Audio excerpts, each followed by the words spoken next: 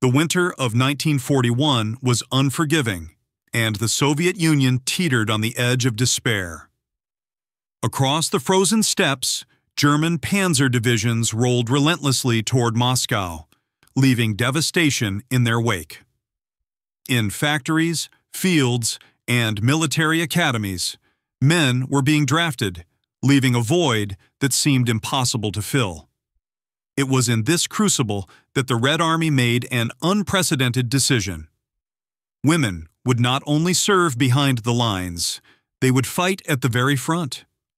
For centuries, tanks had been considered the ultimate symbol of masculine warfare, roaring engines, deafening artillery, and crews hardened by iron and fire.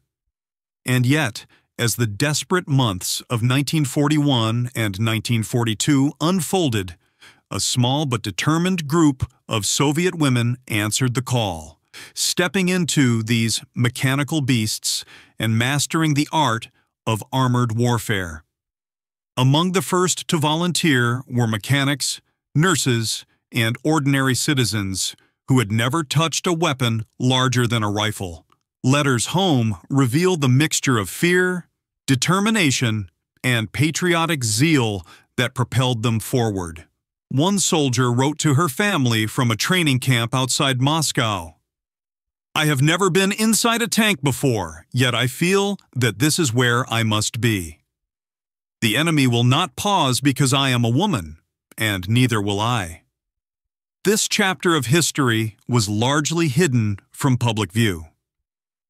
Propaganda posters depicted heroic women as medics or radio operators, never as the steel-clad warriors commanding T34s across frozen battlefields. Yet, in small tank brigades, their presence was quietly reshaping the Red Army.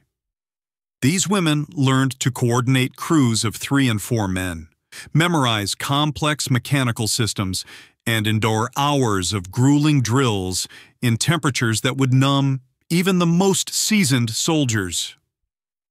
What drove them was not novelty or adventure, it was necessity and vengeance. Husbands, brothers, and fathers had fallen. Villages had burned. And the encroaching German army threatened to extinguish the very existence of their homeland. In response, these women embraced one of the deadliest instruments of modern warfare, proving that courage was not measured by gender, but by the will to stand against overwhelming odds. From the frozen outskirts of Moscow to the industrial heartlands of Ukraine, the story of these women would unfold in steel and fire, bravery and sacrifice. They were not a few isolated anomalies. They were the beginning of a movement that would redefine the role of women in combat. And though their names would often be lost to time, their courage would leave an indelible mark on the history of armored warfare. Amid the freezing training grounds of the Red Army, a handful of women stepped forward who would become legends in their own right. Among them, Mariya Oktyabrskaya, a widow whose husband had fallen in the early days of the war, made a decision that was as bold as it was unprecedented. She sold all her possessions to fund the construction of her own T-34 tank. She named it Fighting Girlfriend, WWII Podryga. Mariya's path to the front was not easy. She began as a volunteer driver and mechanic, learning to maintain the massive 30-ton tank, to fire its 76.2mm main gun, and to coordinate with her 3-man crew under fire. Letters she wrote to friends during training reveal both her determination and humanity. "Each day I feel closer to him, my husband. Every round I fire, I imagine it finds its mark for his memory. This tank is more than steel. It is vengeance, and it is justice." Oktyabrskaya was not alone. Across the Western fronts, other women were quietly mastering the same deadly machines. Aleksandra Samusenko, trained in Kharkov, became one of the first known female tank commanders in the Soviet First Guards Tank Army. Her leadership during the Kursk offensive was pivotal. Accounts describe her maneuvering her tank under heavy artillery fire, coordinating flanking movements, and rallying male crews who initially doubted her abilities. Even lesser-known figures like Yekaterina Petliuk and Evdokia Nazmudinova began to leave their mark. Petliuk's diary recounts a tense engagement near Smolensk. The German tanks came like shadows across the wheat fields. I gripped the controls, remembering the drills, remembering the women who came before me. We fired, we dodged, and somehow we survived. They did not expect us, and that gave us the advantage. The early pioneers faced skepticism from both male comrades and superiors. Tanks were designed for men. Their size, weight, and the physical demands of operating the turret and loader were considered beyond women's abilities. Yet, in field exercises and live combat, these women consistently proved the skeptics wrong. Reports from German reconnaissance even began to note the unusual presence of female crew members, a factor that would later earn these brigades both respect and apprehension on the battlefield. Training itself was a grueling ordeal. Recruits endured long hours of mechanical repair drills, target practice, and battlefield simulation under harsh winter conditions. The T-34, while mechanically simpler than contemporary German tanks in some respects, demanded constant maintenance and precision coordination. A minor error in operating the turret, or miscommunication between the driver and gunner, could mean instant death. Many of the women wrote candidly about these dangers in personal letters, describing the physical strain, the mental pressure, and the ever-present shadow of loss. Despite these challenges, the early pioneers of the Soviet female tank crews laid the groundwork for a revolutionary integration of women into armored warfare. Each tank they commanded became a symbol of resilience, of defiance, and of a nation willing to harness every ounce of courage to repel the invading Wehrmacht. Their stories, once relegated to footnotes in military archives, now emerge as tales of bravery that defied convention and reshaped the Red Army's approach to women in combat. Before any woman could face the thunder of German panzers, she had to survive the rigorous, relentless training of the Red Army's armored divisions. Tanks, unlike rifles or machine guns, demanded perfect harmony between human and machine. The T-34, a marvel of Soviet engineering, was both a blessing and a trial.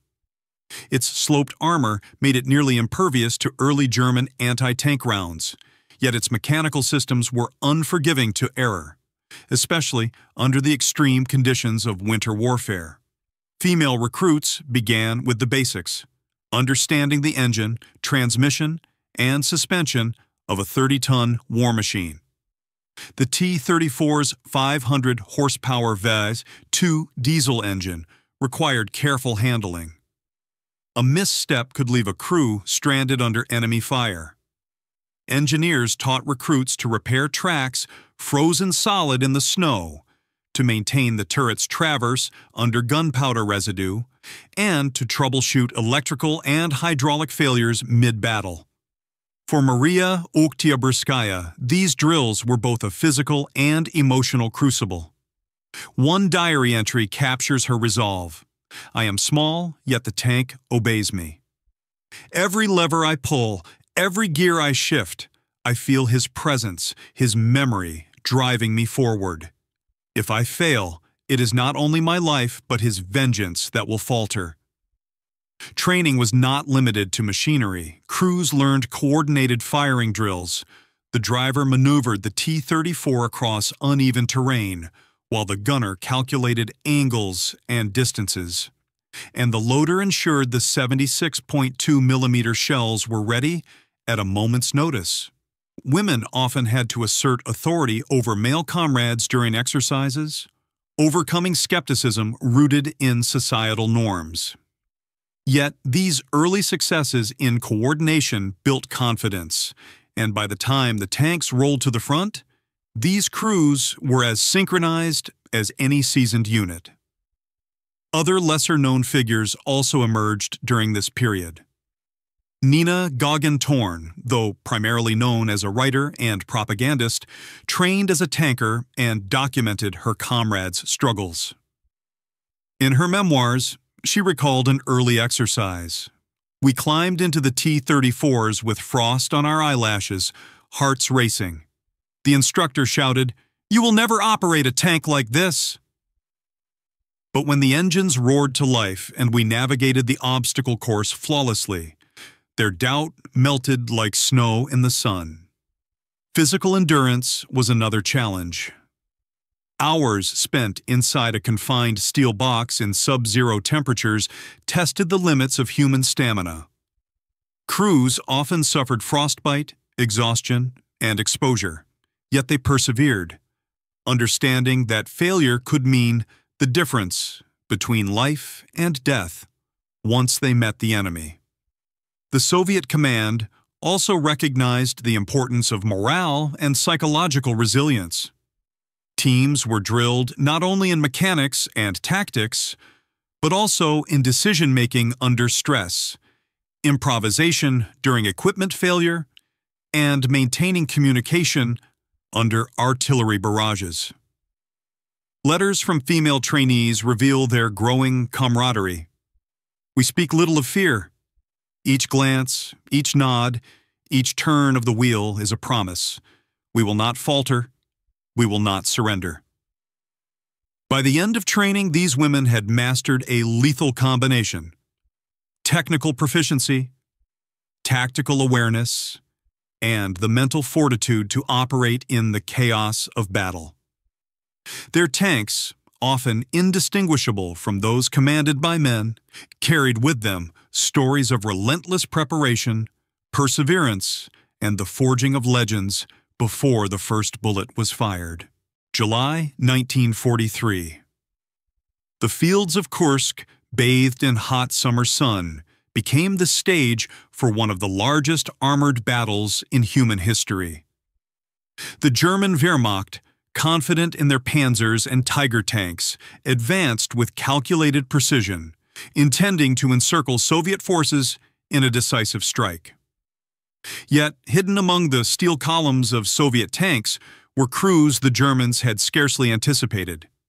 Women commanding T34s with deadly skill and unwavering courage. Aleksandra Samusenko, now an experienced commander, led a small unit into the first clash of the battle. Her crew, initially underestimating the ferocity of the engagement, quickly realized that survival required both ingenuity and nerve. She recalled in a later report, "The roar of German engines was deafening, but our own T-34s felt alive beneath us. Every maneuver, every shot, was a dance between death and victory. We were few, but we were not afraid."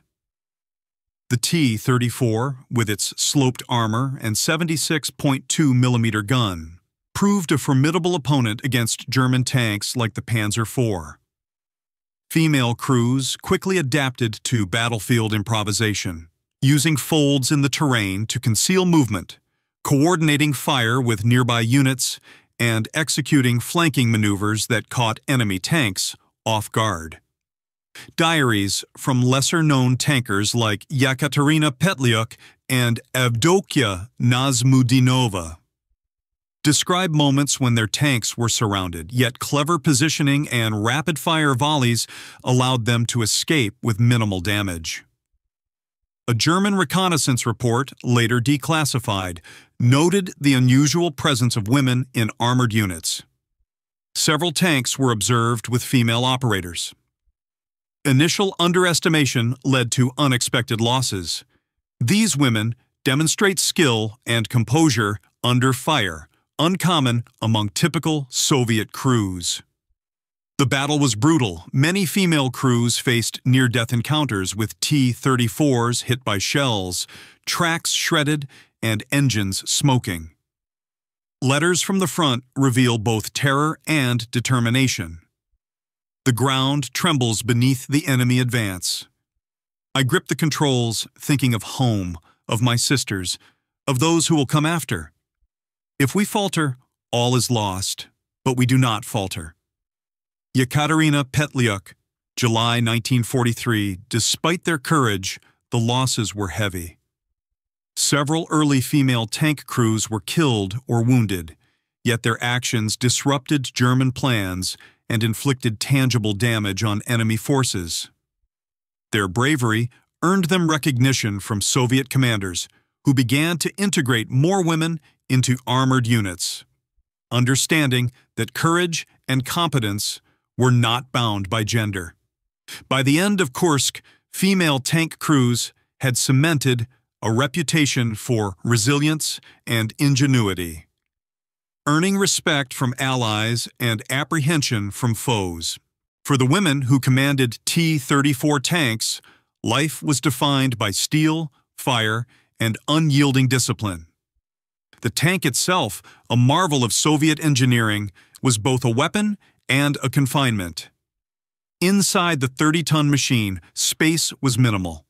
Drivers, gunners, loaders, and commanders shared barely enough room to move, breathe, or adjust to the rumbling engines. For female crews, this reality demanded a mixture of physical endurance, technical skill, and mental resilience. Every day began before dawn, with the bitter chill of Soviet winters or the suffocating heat of summer. Crews inspected engines, cleared ice from tracks, and rehearsed maneuvers over frozen fields. The T-34 required constant maintenance, oil changes, track tension adjustments, and turret lubrication. Failure to perform these tasks could leave a tank stranded, and stranded in the middle of a battlefield meant certain death. Mariya Oktyabrskaya wrote in her diary during one particularly brutal winter campaign, "The frost bites our hands through gloves. The steel walls are icy and unforgiving. Yet inside we are alive, each movement calculated, each thought focused." To falter is not an option. Our enemies do not wait for hesitation. Beyond the physical challenges, the emotional weight of combat bore heavily. The tank became both shield and coffin, and crews developed an intimate bond with the machine and with each other. They shared food in cramped corners, offered words of encouragement during shelling, and comforted one another when comrades fell. Aleksandra Samusenko's crew often recounted long hours under fire, navigating smoke-filled battlefields while exchanging hushed commands. "We spoke little, yet we understood everything." A nod, a glance, a hand on the lever.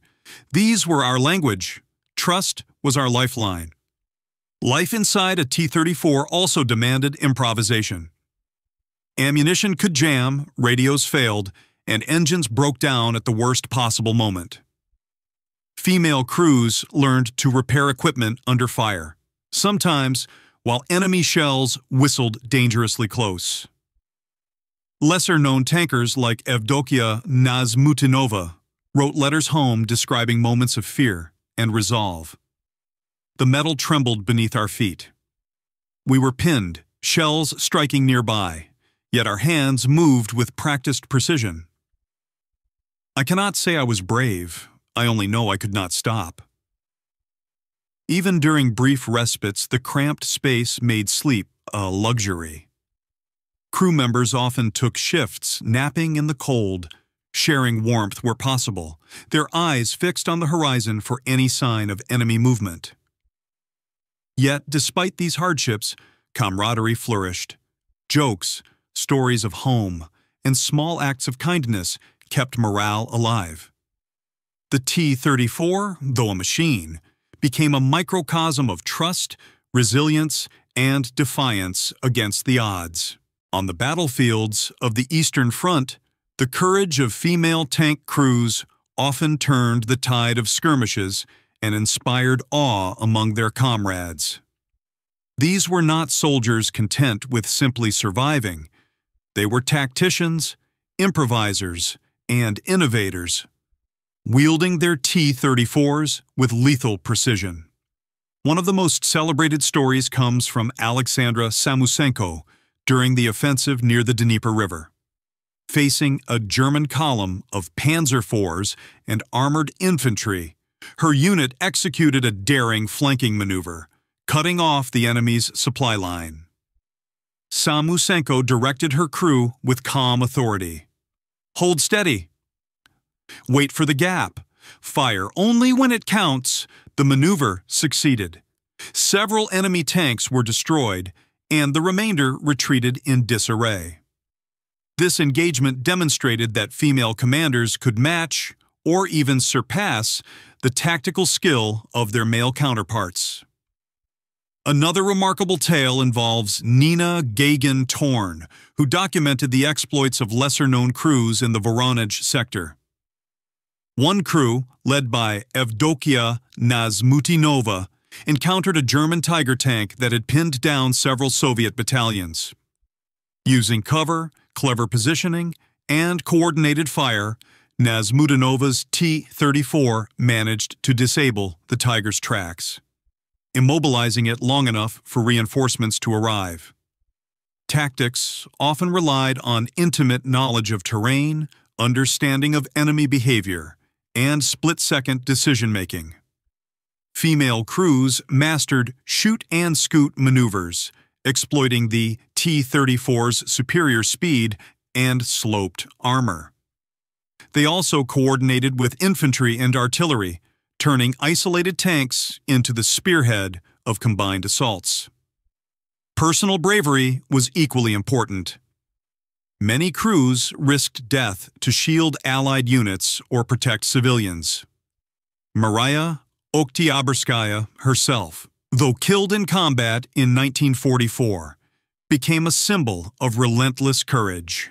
Reports from her engagements reveal that she often positioned her tank to draw fire away from other units, allowing them to advance or regroup. The first time German soldiers realized they were facing women in T-34 tanks. Disbelief quickly turned into caution, and in some cases, fear. Accounts from the Eastern Front reveal that German infantry and panzer crews often underestimated Soviet tanks. But underestimating a female crew proved costly. In the winter of 1943 near Smolensk, Aleksandra Samusenko's unit engaged a German armored column.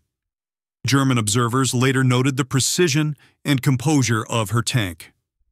Movements coordinated, gunfire accurate, and crew orders executed without hesitation.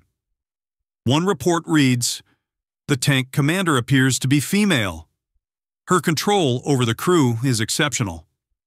Engagements resulted in the loss of multiple tanks and infantry. Caution is advised when encountering this unit. Smaller crews also earned the enemy's grudging respect. Yekaterina Petliuk's tank used clever concealment and hull-down positioning to disable a Panther tank, forcing its retreat. Letters home reveal, "They laughed at first, thinking easy targets. When the first shots hit, the laughter ceased." Psychologically, female crews had a unique impact. German soldiers were unsettled by the sight of women calmly commanding a 30-ton battle tank under fire. This dissonance created hesitation, which Soviet forces exploited. As the war drew to a close, the extraordinary contributions of female Soviet tank crews began to receive official acknowledgement. Many were awarded prestigious honors, including the Order of the Red Banner, Order of the Patriotic War, and even the coveted title of Hero of the Soviet Union. Yet, for some, recognition came posthumously, as the cost of courage had been measured in blood and steel. Mariya Oktyabrskaya, whose tank, Fighting Girlfriend, had become a symbol of personal vengeance and patriotic resolve, was posthumously awarded the title Hero of the Soviet Union. Her story inspired countless women to enlist, demonstrating that individual determination could influence entire campaigns. Letters from her comrades reflected both admiration and sorrow. Mariya did not just drive a tank, she drove us all forward. In her, courage was alive. Her loss was felt in every victory. Other crews, such as Aleksandra Samusenko and Evdokia Nazmudinova, received recognition for tactical brilliance and heroism, though many records remained buried in archives for decades. Historians later unearthed accounts of their skill, tenacity, and psychological impact on the battlefield. Beyond medals, the legacy of female tank crews reshaped military thinking. Their presence demonstrated that women could operate in complex, high-stakes combat roles traditionally reserved for men. They proved that courage, intelligence, and tactical insight were not confined to gender, challenging both Soviet society and the wider world's assumptions about women in war. Memoirs, diaries, and interviews conducted decades later reveal enduring pride among these veterans. We were never given to think of ourselves as extraordinary. We did what we had to do. But looking back, I understand now. We were pioneers, and our tracks left a mark far beyond the mud and snow of the battlefield. Today, monuments, museum exhibits, and commemorative plaques honor these women, ensuring that their courage is remembered. In the halls of military history, the T-34s they commanded are more than machines. They are symbols of bravery, resilience, and the unbreakable human spirit amidst the chaos of war. The story of the female Soviet tank crews is more than a chapter in military history. It is a testament to the indomitable human spirit. Across the frozen steppes and sun-scorched battlefields of the Eastern Front, women who had once been dismissed, underestimated, or overlooked proved that bravery knows no gender. From Mariya Oktyabrskaya's unwavering resolve to Aleksandra Samusenko's tactical brilliance, and the countless lesser-known crews who navigated the perils of war with courage and skill. These women embodied the very essence of patriotism. They took command of machines of war, turned the tide in crucial battles, and inspired all who witnessed their valor. Their T-34 tanks were more than steel and gunpowder. They were symbols of resilience, perseverance, and national pride. Every maneuver, every shot, and every life risked in battle carried the weight of defending their homeland and the memory of loved ones lost. Their diaries, letters, and memoirs reveal a singular truth. Courage is forged not in the absence of fear, but in the choice to act despite it. As modern audiences reflect on their legacy, it becomes clear that these women were not simply participants in the Great Patriotic War. They were pioneers, trailblazers who expanded the very definition of heroism. Their deeds continue to resonate, reminding us that valor is universal and that the defense of one's nation requires courage from all its citizens, regardless of gender. In the end, the female Soviet tank crews left behind a legacy that transcends history. Their bravery lives on in every monument, every historical account, and in the hearts of those who honor their memory. They demonstrated that patriotism is measured not only by sacrifice, but by the unwavering commitment to defend what is just and true.